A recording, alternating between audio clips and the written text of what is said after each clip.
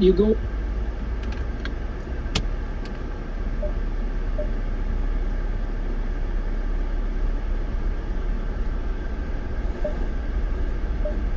You take your phone and you look up Republican. What would you Google? And are you looking for a phone number, an email address? How do you offer your services? You could begin at the state party level. Every state in the United States has its own Republican Party. Look them up online and call them up and say, hey, I'm a young person in this particular community and I want to get involved. Who should I talk with? And they'll connect you with the local leaders. If you don't know who those local leaders are, of the local Republican club, often there'll be weekly luncheons in these communities where you can go and listen and learn and become a part of it. Look, there's a great need, a great desire for young people to be involved, and when they do show that interest, that excites the older folks who are involved, and they'll certainly find a place. I know I could give you a lot of examples of young people who started exactly that way, and now they're chiefs of staff on Capitol Hill, and they're running large organizations. It does not take long to move up in these arenas if you really show an interest and an aptitude, and again, you're willing to work hard. So we certainly encourage it. So that's worth laying out. So to all of you who are listening, who are wondering what to do, so make that phone call or go onto Google and do the search and make some contact, and maybe be persistent enough to do it 2 or 3 times. Don't just quit if it doesn't happen immediately. It's going to take a while perhaps to be connected to the right people. And then the next thing to realize is that if you show up and you're reliable and you do the work that's assigned to you, you'll be amazed at how rapidly doors will open to you, because all of these organizations are perennially desperate for help. There's always more work than they can do. And so if you go there and you do the work and you're reasonable and reliable and you're able to learn and willing to learn, then what'll happen is there'll be more opportunities than you know what to do with. And so I see so many young people, I think they're cynical often because they're ignorant in some real sense. They don't understand that if they knocked on the door, let's say in this particular situation, it would open, and how quickly that would happen.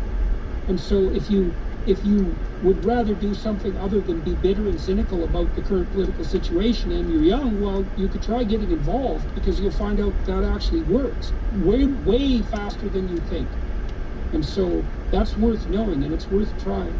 And it would be lovely to see a revival of civic responsibility on the local front. And the other thing I might say about that too, for everybody who's listening, it's something to think about, is that there are always people who are looking for power, and that's one of the things the leftists point out, although they attribute everything to the power motive, and that's not reasonable.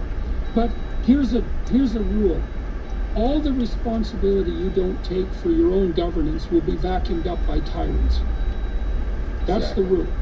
And so if you don't shoulder your civic duty, then someone tyrannical will take that responsibility and turn it into their power, and then they will compel you.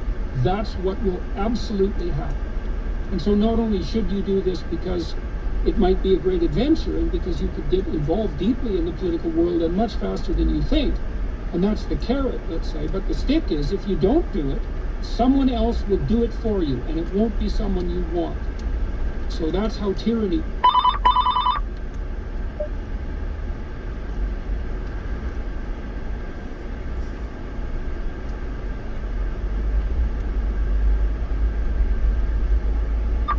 have an informed and engaged electorate, and you have a duty as a citizen to get involved. You have a duty, and to tie it back to the biblical admonition, you also have a responsibility. If you're a Christian, let's say, to be engaged, to be salt and light in your community. And by the way, what you said just a moment ago is also a biblical principle. If you're faithful in little, you'll soon be trusted with more. I mean, these are just principles that bear out with common experience, and you ought to give it a try if you haven't. That's the encouragement. Yeah, well, one of the things that happens in universities that I think is so pathological is that young people who are actually looking to shoulder some proper civic responsibility, let's say, because they feel called to bear some collective responsibility, are immediately enticed into political activism, and that stands for political action. And the truth of the matter is it's not very effective. It's also morally self-righteous, often in an appalling way, and it leads to demonization and polarization